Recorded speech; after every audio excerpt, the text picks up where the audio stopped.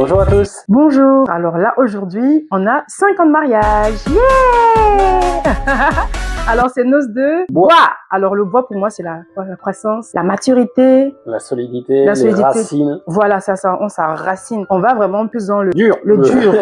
Voilà, parce qu'on commence par le coton, c'est douillet, hein. Donc là, aujourd'hui, on est content et on a voulu faire cette vidéo pour faire un bref bilan des 5 ans de mariage. Là, comme ça, tu peux dire quoi des 5 ans de mariage, mon chéri? À l'improvisable, je dirais que, faut dire un bilan, je dirais que je t'aime plus encore qu'il y a 5-6 ans. Oh. Ah oui? Ouais, parce que, justement, au début, en fait, on aime juste un petit pourcentage de ce qu'on connaît et de ce qu'on voit. Oui. Que maintenant, tu vois, j'ai appris à plus te connaître, j'ai appris à découvrir des facettes de toi. On a vécu plus longtemps ensemble et malgré ce que tu connais de moi, tu fais le choix encore de rester avec moi, de m'aimer parce que le mariage c'est ça, l'amour c'est ça, c'est un choix. Exact. Pour moi, là comme ça, je dirais vraiment merci à Dieu parce que j'avais quand même la crainte de me louper dans le choix. Et je suis bien contente de ne l'avoir pas fait parce que j'ai été avec la bonne personne. Aujourd'hui, après 5 ans, quand je fais le bilan, je me dis avec ce qu'on a traversé, si j'avais été avec quelqu'un d'autre, cette personne serait partie. Ouais. En fait, pour la petite histoire, quand je vois mes maternités, à chaque fois, c'était la cata. Vraiment, j'étais très malade. J'ai été malade au point de vraiment de frôler la mort. Et pendant les grossesses, à chaque fois, j'ai besoin d'assistance. Même pour la toilette. Vraiment, c'était compliqué, c'était horrible. Je ne le souhaite à personne. Et donc, lui, il était là présent, il s'occupait de moi. Et je me dis, waouh, cet homme, si c'était pas la bonne personne, s'il ne m'aimait pas vraiment, il serait là, il serait fatigué, il serait parti. Bien que ce sont ses enfants, hein, parce qu'il y a des personnes qui partent, mais ils s'en foutent, ils n'ont pas ce souci-là. Donc, je bénis Dieu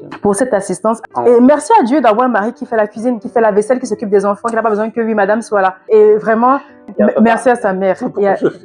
J'ai dit à tes parents merci, mais là, je lui ai dit encore merci. Parce que cette éducation précieuse-là, j'en bénéficie et nos enfants bénéficient. Cet homme-là qui rentre dans la cuisine, il n'a pas peur, il n'a pas honte de retrousser les manches, de mettre le tablier, de faire à manger. Pas pour le jour, mais il faut la semaine. Pour la semaine. Ouais, j'ai fait le bon choix.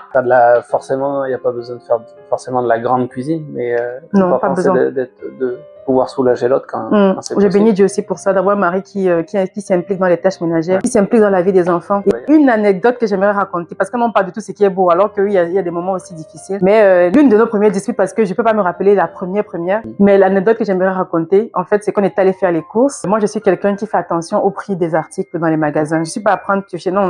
Moi, je suis vraiment économe. Et donc, je vais avec toi. Et c'était la énième fois que j'avais fait la remarque que tu calcules pas le prix, tu mets dans le caddie et tout. Et donc, je t'ai dit non. Moi, je pense que si on fait attention, on fait les courses parce qu'à lui tout seul, déjà, quand il me disait combien il dépensait par mois, je me dis, waouh, ça fait beaucoup. Attends, donne-moi la gestion des courses et donc, je vais te montrer comment moi je m'organiserai. Et donc, ce jour-là, on était fâchés. Il était fâché parce qu'il voulait pas, voilà, il était pas content.